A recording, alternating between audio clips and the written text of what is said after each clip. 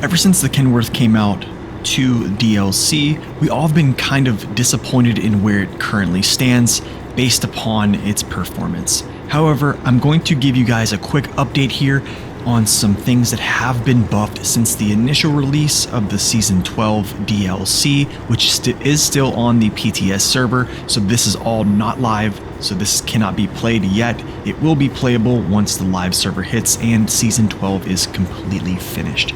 There's also been another update here as of December 18th, that was yesterday, so I'm a little late on getting this out because I had family in town, so forgive me for that. Anyways, let's get started here on the new updates for the Kenworth here, the W990. So first, it has an adjusted center of gravity offset to be more favorable.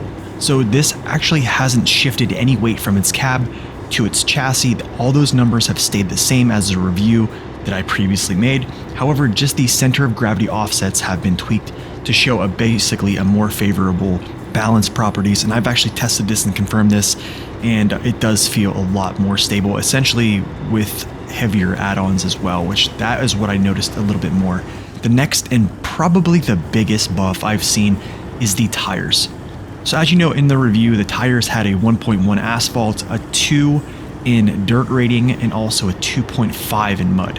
However, since the first initial release of the update of Season 12 PTS, these tires now have 0.8 asphalt, 3.1 in dirt, and also 3.4 in mud. So this basically rivals the P512 coatings that the P512 currently has right now. And I've tested this actually on stream, so thank you for that donation on stream for me to get this truck on the PTS so I could do those tests. So it does very much so rival the P12 in performance in some cases. Now, let's talk about the update as of yesterday. That's going to be December 18th, 2023.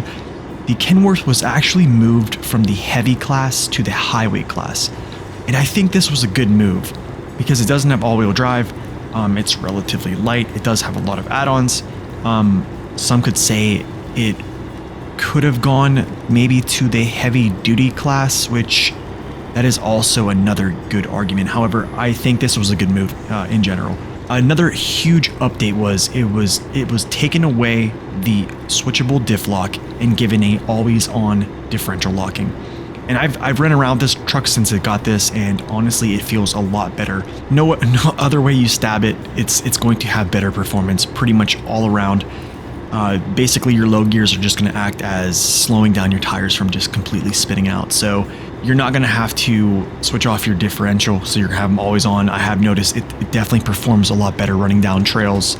In deep situations, you're just going to have to downshift. That's just how it generally is. And I think as of now, in deeper conditions, it does rival the P512 in performance, pending two conditions. I think the two conditions are if it can overcome the ground resistance of having a much wider tire than the P512. So if you look at the coatings, the front tires and the rear tires are wider than the P512. So because of that, you have to move the mud around to get forward movement. The P512 doesn't have as wide of tires as the custom tires on the Kenworth. So if you cannot move that dirt around efficiently, you will lose to the P512. The other one is honestly just going to be your collision model with your frame.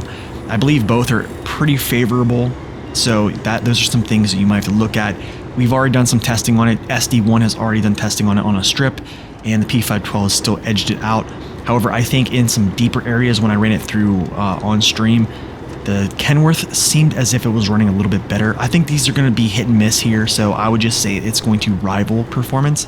I'm not going to come out and just straight up say it's going to just totally take over the P512, because the P512 is honestly just still a strong truck, even with not having all-wheel drive. And then also there's a small update I want to just briefly add with the FEMM.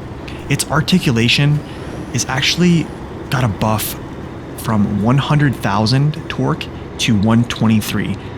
That is a huge buff and makes its articulation strength a lot stronger. However, keep in mind that there are some other articulated vehicles, I'm pretty sure like the Cat 745C, that have 135,000 torque strength. So we'll see how that goes with testing. I have not tested it yet, but I think that boost of 23,000 is going to be very noticeable, and it's always good. Another thing is they actually decreased the fuel consumption of the largest engine from, I think it was 20.9 down to, I believe it's 18. However, I still think it's going to burn a lot of fuel, so you might want to think about another engine option in the future.